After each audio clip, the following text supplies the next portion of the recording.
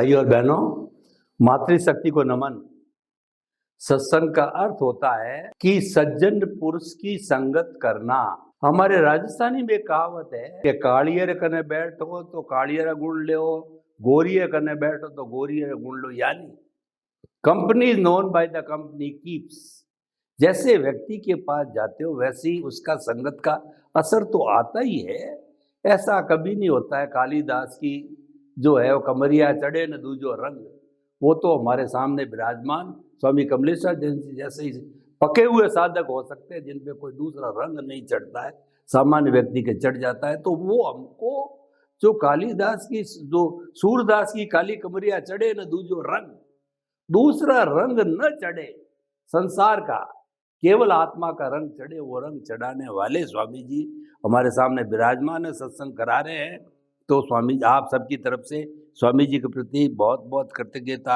जय सच्चिदानंद। स्वामी जी, संगत की बात चल पड़ी और संगत से व्यक्ति सीखता है, अच्छी संगत, बुरी संगत। और आजकल स्टूडेंट्स को देखिए कि वो ड्रग्स के अंदर पड़ जाते हैं। पहले मुफ्त के अंदर वो सिखाते हैं, आनंद दिलाते हैं 10 दिन 15 दिन, फिर उसके बाद वो उसके आदी हो जाते हैं। यानी संगत का असर तो होता है। हालांकि ये रिलेटिव व्यू पॉइंट है, ये जो है हमारा रिलेटिव ट्रुथ है, लेकिन रिलेटिव ट्रुथ का भी जो है वो अपना एक असर होता है। तो संगत हमारी बुरी नहीं हो, और ख़ास तौर से हमारे जो बच्चे हैं जो इमैच्योर है वो ज़्यादा संगत से प्रभावित होते हैं। संगत से तो हर उम्र का प्रभावित हो जाता है। तो हम संगत हमारी के बुरी के वशीभूत होकर के हमने गलत निर्णय ले लिए, परिवार के सदस्यों को गलत व्यवहार करने लग गए, तो संगत का असर न चढ़े। तो किस तरीके से हमारा अध्यात्म विज्ञान जो सूत्र देता है कि वो संगत का असर नहीं पड़े। मैं एक छोटा सा 1 मिनट के लिए उदाहरण भी दे दूं कि मैं सरकारी नौकरी में लगभग 26 साल तक रहा और मेरे साथ में हायर पोस्ट पे रहा। तो हायर पोस्ट पे ऐसे ऐसे मेरे अपग्रेड के अफसर मिले जो अय्यासी थे, शराबी थे, व्यसनी थे, जुआ खेलने वाले थे, और वो ठेकेदार लोग सब ये मैनेज कराते थे उन अफसरों को। और बड़ा अफसर मुझे कहता है कि तुम ये कुछ नहीं करता, सूफी है, लेकिन हमारे साथ बैठ। तो कई बार मजबूरन उनकी आज्ञा का पालन करने के लिए मैं बैठता, लेकिन मैं तो मेरा कोल्ड ड्रिंक पीता, वो उनको करना वो करे, मैं तो आंख मीच लेता, प्रभु से प्रार्थना करता कि संगत से बाहर निकाल। और लगता 2 दिन 5 दिन 7 दिन में मैं उनसे दूर, यानी मेरी ट्रांसफ़र हो जाती थी। ये मेरा अनुभव है, क्योंकि मैंने हमेशा व्यसन मुक्त रहा पूरे जीवन पर, बचपन से आज तक। ये सब जो है कुदरत की कृपा है। तो स्वामी जी, सत्संग जो संगत न बिगड़े उसके बहुत बुरे परिणाम होते हैं, और सब परिणाम आज दिख रहे हैं हमारे परिवार में। तो संगत अच्छी रहे, इसके बारे में कृपया जो सत्संग कराइए। प्रश्न के लिए धन्यवाद। वैसे तो हमारे व्यवहार जीवन में कहावत है, संग वैसा रंग। मगर ये संग वैसा रंग जो पहले जमाने में जो लोग समझते थे, आज इतना वो नहीं समझते हैं। इसका कारण क्या है? आज लोग ऐसा समझते हैं कि हम अपनी प्रगति कैसे भी करके करें, चाहे लीगल है चाहे इलीगल है, चाहे गलत रास्ते पर है चाहे सही रास्ते पर है, चाहे मेहनत करके कमाए चाहे बिना मेहनत कमाए। तो ये जो एक प्रकार की जो एटीट्यूड हो गई लोगों की, इसीलिए फिर संगत का कोई इम्पोर्टेंस धीरे धीरे कम होता गया। और जब जीवन जब बर्बादी के स्तर पर आ जाता है, तब इनको लगता है कि मैंने गलत रास्ता चुन लिया। क्योंकि कभी कभी क्या होता है, एक सामान्य व्यक्ति बड़े घराने के व्यक्ति के साथ अपनी फ्रेंडशिप कर देता है, तो बड़े घराने के बच्चे जो होते हैं या युवा होते हैं, उनकी एक कैपेसिटी होती है खर्चा करने की, जो छोटे व्यक्ति के पास नहीं होती है। इनकी इनकम भी इतनी नहीं होती है, मगर क्योंकि उनकी संगत से वो पहले शुरुआत में उनकी पैसे की कैपेसिटी, वो मुफ्त खिलाते पिलाते घुमाते रहते हैं, फिर दूसरे को संगत से आदत बन जाती है, तो वो कम पैसे में इस प्रकार का व्यवहार करते रहेंगे तो एक न एक दिन उसको नुकसान हो सकता है। ये तो एक छोटी बात मैंने कही, ऐसी हर बात में होता है। कई सारे लोग ऐसे होते हैं कि जिनकी कीमत की इनकम 25,000 रुपया है और पड़ोसी की कीमत 50,000 या 25,000 रुपया महीने की है। दोनों की फैमिली इक्वल है, संख्या 4 व्यक्ति की।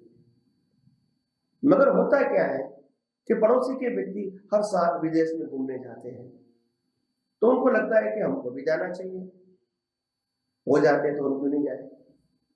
तो उसमें क्या होता है, भी उनकी एक कैपेसिटी है, आर्थिक कैपेसिटी है, वो जा सकते हैं।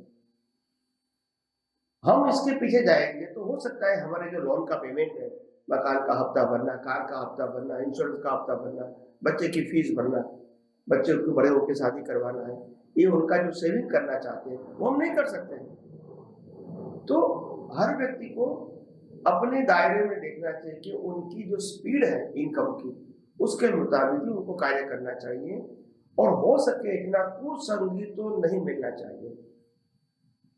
जैसे व्यसन जिसको बोलते हैं, दारू, सिगरेट, जुगार, परस्त्री गमन, ऐसे जो व्यसन होते हैं, ऐसे व्यक्तियों से तो कम से कम दूर रहना चाहिए 100%।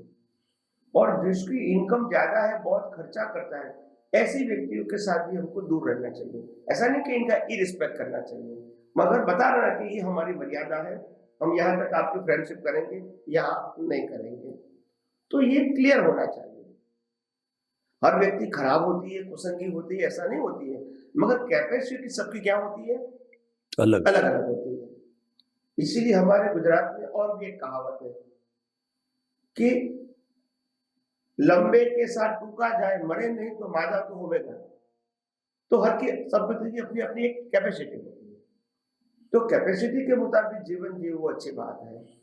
तो संगत में खास ध्यान रखो, सत की, सत्संग की, अच्छे मित्र की, अच्छे संस्कारी मित्र की संगत करो, किताबों की संगत करो, धर्मगुरुओं की संगत करो, अच्छी अच्छी किताब पढ़ने की संगत करो, साधु संत सन्यासियों के पास ज्ञान प्राप्त करने की संगत करो, महापुरुषों के जीवन को पढ़ने की संगत करो। ये सब संगत अच्छी है और जो हमारे व्यवहार जीवन में काम में आता है एक दूसरे को, ऐसे फ्रेंड्स की भी संगत होनी चाहिए। पढ़ाई में, एजुकेशन में, सोशल लाइफ में होनी चाहिए, हम मना नहीं करते हैं, मगर सबको अपना दायरा देखना चाहिए और दायरे के साथ अपना भविष्य देखना चाहिए। उसी तक ही फ्रेंडशिप रखनी चाहिए ताकि हम गलत रास्ते पर नहीं चल जाए, फिर आगे जाने के बाद हमको पश्चाताप करना पड़े कि हमने गलत रास्ते पर चल गए, उनके बदौलत हम तो चले, मगर आप मालूम हुआ कि उनकी कैपेसिटी हमारी नहीं है। तो इसीलिए पीछे नहीं आए, इसीलिए हम ऐसा सोचें कि हमको संस्कार मिलते रहे, हमको अच्छा ज्ञान मिलता रहे, हमको अच्छी फ्रेंडशिप मिलती रहे, मगर वो एक दायरे में रहकर मिलनी चाहिए ताकि हमारा भी भला हो, उनका भी भला हो। तो ये संगत की तो जीवन में बहुत इंपॉर्टेंट है।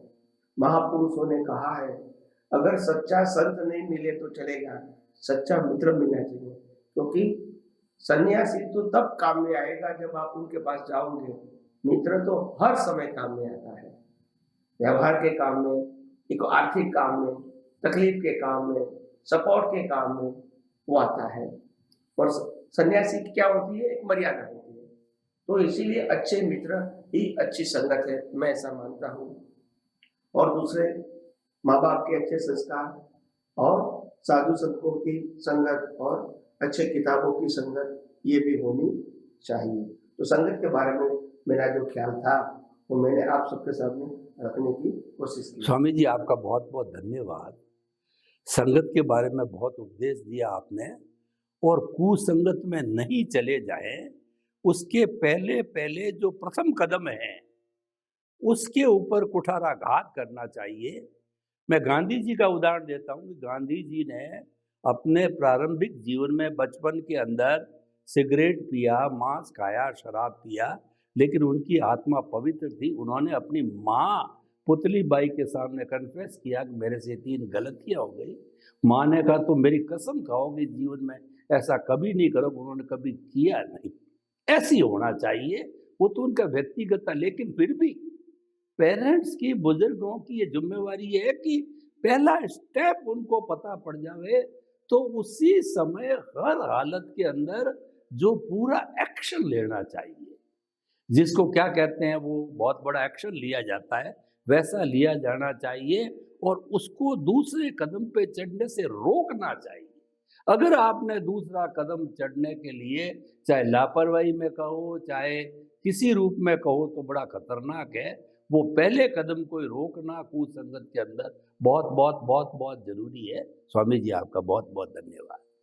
स्वामी जी, आजकल बच्चे और कई बार पेरेंट्स में कभी माँ कभी पिता बच्चे को विदेश पढ़ाई कराने के लिए भेजने के अंदर इंटरेस्टेड हो जाते हैं। और अभी कुछ दिनों के अंदर एक मेरा मित्र था, वो अपनी पोती को किसी के वशीभूत हो कि माँ की वशीभूत उसको विदेश में पढ़ने के लिए भेज दिया। और वो अभी मुझे बता रहा था कि जो है विदेश में जो मेरी पोती पढ़ रही थी, तो पोती जो है कि मैंने बहुत रजिस्ट किया और मेरी चली नहीं। मैं तो विदेश की जो पढ़ाई के लिए बिल्कुल इंटरेस्टेड नहीं हूँ, भारत में बहुत है लेकिन मेरी चली नहीं। अब जो है वो पोती जो है कुछ समय वापस लौट के आई, तो उसके साथ साथ के अंदर एक लड़का भी आया। दोनों वयस्क है क्योंकि पीजी कर रहे हैं वहाँ। तो वो लड़का भी था तो चेन्नई का, परंतु किस जाति का कौन कैसा है वो भी आया कि ये मेरा फ्रेंड है, लड़की ने बताया। तो वो कह रहा था मुझे तो बहम होने लग गया कि ये इसका इंट्रोडक्शन क्यों करा रहा है, 5 महीने में इतना कैसे निजी हो गया। तो मैं क्या कहना चाहता हूँ कि ऐसे ऐसे उदाहरण मिलते हैं कि बच्चे पढ़ने गए, वहीं पर ही लव मैरिज हुई या यहाँ बाप ने ठप्पा मार दिया और वही दोनों जॉब करने लगे, वही रह गए। यानी एक मान्यता बनी हुई। मैं भी विदेशी में सेटल होने के बिल्कुल खिलाफ हूँ, क्योंकि मेरी भी ये मान्यता है कि बच्चा हाथ से गया, चाहे लड़का हो चाहे लड़की हो। आज हिंदुस्तान के अंदर क्या कमी है, इतना बड़ा हब बन रहा है। आज स्वर्ग में हम बैठे हैं तो हम वहाँ बाहर में क्या रखा है, सब कुछ दिखाई दे रहा है आजकल ग्लोबलाइजेशन में ही बैठ के हो सकता है। लेकिन ये बात पक्की है स्वामी जी कि वो बच्चा प्राय बहुत भाग्यशाली होते हैं जो वापस यहाँ सेटल होते हैं, चला जाता। तो हमारा हालांकि रिलेटिव एक प्रश्न है, लेकिन रिलेटिव का समाज में जी रहे उसका अपना एक है। तो आपकी बच्चों को वहाँ भेज करके, वहाँ लव मैरिज करा के वहीं सेटल होकर के वहीं रहने में एक बच्चा होता है, 2 होता है, और कईयों के तो दोनों ही चले जाते हैं। मेरे पड़ोसी दोनों चले गए, उसके खुद वो एक्सपायर हो गया, अब उसकी पत्नी अकेली है। क्या करूं भाई साहब, अब मुझे तो उनके पास जाना पड़ेगा, मैं अकेली या क्या करूं। करोड़पति है, करोड़ों का मकान, करोड़ों की फैक्ट्री, और वो विदेश, उसको जाना पड़ा। तो कहने का अर्थ है क्या ये परंपरा जो है वो सही है? थोड़ा उपदेश दीजिए, क्या कमी है देश में? देश कहाँ डेवलप हो रहा है, कितना बन रहा है? वो लोग तो हमारे यहाँ आना पसंद करते हैं, हम बाहर जाकर के पसंद करते हैं। और एक आजकल ये फैशन बन गया है बाहरी एजुकेशन का, वो बढ़ते बढ़ते बढ़ते ये रूप ले ही लेता है। तो स्वामी जी थोड़ा इसके बारे में आप मार्गदर्शन दीजिए। प्रश्न के लिए धन्यवाद। सबसे पहली बात तो विदेश में जाना कि हमारे युवाओं की यहाँ ड्यूटी होगी, एक मजबूरी हो गई, क्योंकि यहाँ एजुकेशन तो देते हैं मगर जॉब नहीं मिलती है, तो जॉब के लिए विदेश जाना पड़ता है और ये कंडीशन है। और आज हमारे जो एजुकेटेड अलग अलग फील्ड के जो युवा युवती है वो आज विदेश में सेटल होकर अच्छी अच्छी पोस्ट पर भी है और वहाँ के लोकल प्रशासन में प्रभाव भी डालते हैं, पॉलिटिक्स वगैरह में। तो मैं पूरी उसमें गलत नहीं मानता हूँ विदेश जाना, सेटल होना, मगर ये आपने जो एक पहला एग्जाम्पल दिया है कि लड़की बिना इच्छा वहां गई और जब वापिस आए तो बच्चे एक लड़के को लेकर आए, ये इसमें क्या होता है? ज्यादातर लड़का या लड़की वहां विदेश जाता है तो माँ बाप के तो हूफ है नहीं, वहां कोई उसको कहने वाला नहीं, कोई सपोर्ट करे, कोई दिक्कत आई तो किसको कहेगा वो, और माँ बाप तो यहाँ फोन करके भी क्या मतलब है। तो वहां जो लड़का या लड़की जो उसको हेल्प करता है उसके साथ लगाव हो जाता है। लड़का लड़की को, लड़की लड़का को हेल्प करता है, बोलने वाला तो क्या है नहीं, और जरूरत होती है तो वो अच्छा भी लगता है। आज मैं बीमार हूँ और मैं कहता हूँ मेरे लिए दवा ले आओ, तो वो लेकर आए तो अच्छा लगेगा ना। आज मेरे को जॉब नहीं है तो मैं कहता हूँ मेरे को जॉब ले, कुछ मेहनत करो, मेहनत करेगा, जॉब दिलवाएगा तो मेरे को अच्छा लगेगा। आज मैं कहता हूँ मेरी फीस भरनी है मगर थोड़ा पैसा कम है, आप मेरे को दे दो, वो दे देंगे तो अच्छा लगेगा। मगर ये जो आपको सपोर्ट लेने की जो आदत है, इसमें आप सामने वाले इंसान का जज नहीं कर सकते। छोटी छोटी हेल्प से आप सरेंडर हो जाते हैं, और बाद में जब जीवन का जब ऐसी सिचुएशन आती है कि एक दूसरे के साथ रहना चालू कर देते हैं, फिर उसमें से निकलना बहुत क्या होता है, दुष्कर हो जाता है। तो ये बच्चे जब बाहर जाते हैं और जब इसको सेल्फ कॉन्फिडेंस नहीं होता है, और कभी परिस्थितियां ऐसी हो जाती है कि डिपेंडेंट हो जाते हैं, इसमें जो व्यक्ति उसको हेल्प करती है उसको ही सब कुछ मान लेता है, और बाद में तो उसके साथ ही जीवन जीना ऐसा तय हो जाता है। तो ये परिस्थिति क्यों आती है? क्योंकि बिना कॉन्फिडेंस और बिना आत्मविश्वास और संघर्ष करने की क्षमता के बिना वो वहां गया, तो आधार तो लेना ही है, क्या करोगे। तो ऐसी परिस्थितियों में मैं मानता हूँ कि नहीं भेजे या नहीं जाए वो अच्छा है, भारत देश में ही रहे, जो भी यहाँ कुछ उसको काम मिलता है वो काम करके रहे, अच्छी बात है। बाहर जाना, विदेश में जाकर सेटल होना बहुत बड़ी चैलेंज होती है। क्या होती है? चैलेंज। और मैं खुद इस परिस्थितियों में से पास हो चुका हूँ। मैं 5 साल विदेश में रहा हूँ, फिर भी मगर क्योंकि मेरा तो गोल अलग था तो अलग बात है, मगर जिसको वहां जाके सेटल होना है, इसको पैसा कमाना है, पैसा बचाना है, शादी करना है, मकान लेना है, बच्चे होना है, उसको बड़ा करना है, तो जीवन के 25, 30, 40 साल तो ऐसे ही बीत जाएंगे आपके पैसे ही कमाई के। इसमें आपके पास कुछ रहेगा नहीं, जो कुछ बचेगा वो मकान में चला जाएगा, जो कुछ थोड़ा बचेगा वो बच्चे की फीस में चला जाएगा। तो जीवन संघर्ष में होता है वहां, मगर अगर उसमें से कोई अच्छा सोर्स मिल जाता है इनकम का, तो आदमी का जीवन बाद में 40-50 साल के बाद अच्छा होता है, नहीं होता है। मगर फिर भी मैं कहता हूँ कि ऐसे एलोन व्यक्ति जो जिसको कॉन्फिडेंस नहीं है, इसको विदेश में नहीं जाना चाहिए, या तो माँ बाप को नहीं भेजना चाहिए, नहीं तो किसी के ऊपर आधारित होंगे और अपना जीवन वो बर्बाद करेंगे। क्योंकि वहां जिस परिस्थितियों में जीते हैं, उस परिस्थिति में उनको आधार लेके बिना आगे बढ़ना संभव भी नहीं होता है, ऐसी परिस्थिति हो जाती है। अभी आप क्या करोगे, परिवार में तो कोई सदस्य आएंगे, तो जो आपको हेल्प करेगा उसी के ऊपर विश्वास आएगा, और ये होता है नॉर्मली 90% यही होता है। मगर विश्वास के बाद जब आपकी लाइफ को सरेंडर कर देते हैं, ये थोड़ा गलत हो जाता है। मगर क्या करें, उनके पास कोई चारा भी नहीं होता है उस समय, इतना बिल्कुल जुड़ गए हैं, वो एक दूसरे को साथ देने का कॉल भी ले लेते हैं। तो इसीलिए बुद्धिशाली बच्चे ऐसे भी होते हैं कि थोड़ा हेल्प लेके निकल जाते हैं, इतना लगाव नहीं करते हैं, थैंक यू बोलते हैं उनको, तो मगर सबकी क्षमता ऐसी नहीं होती है। तो जो बहुत सॉफ्ट होते हैं और जिसका जीवन ऐसा है कि हेल्प के बिना चलेगा ही नहीं, ऐसे व्यक्तियों को विदेश में नहीं जाना चाहिए, ये मेरी राय है। और क्योंकि विदेश में जाना ये कोई गलत बात नहीं है, मगर मैं ये नहीं कहता हूँ कि विदेश में जाना वो हिंदुस्तान में रहने जितना सरल है। यहाँ आपको जितनी सुविधा मिलती है, एनवायरनमेंट मिलता है, कल्चर मिलता है, संस्कृति मिलती है, एक दूसरे का सहारा मिलता है, और हमारा एक दूसरे का जीवन देख के भी हम गलती से बच सकते हैं, समाज का भी प्रेशर रहता है गलत काम करने से। ये जो एनवायरनमेंट यहाँ है वो वहाँ नहीं मिलता है। तो मेरी तो राय ये है कि ज्यादातर लोग पैसा कमाने के लिए जाते हैं, पैसा कमाए वो अच्छी बात है, सेटल होने के लिए न जाए वो अच्छी बात है, और दूसरी बात जिसकी क्षमता नहीं है कम से कम वो न जाए, क्योंकि संघर्ष तो जीवन में आएगा ही। तो आइए, मैंने तो अपनी राय बताने की कोशिश किया है। स्वामी जी आपका बहुत बहुत धन्यवाद।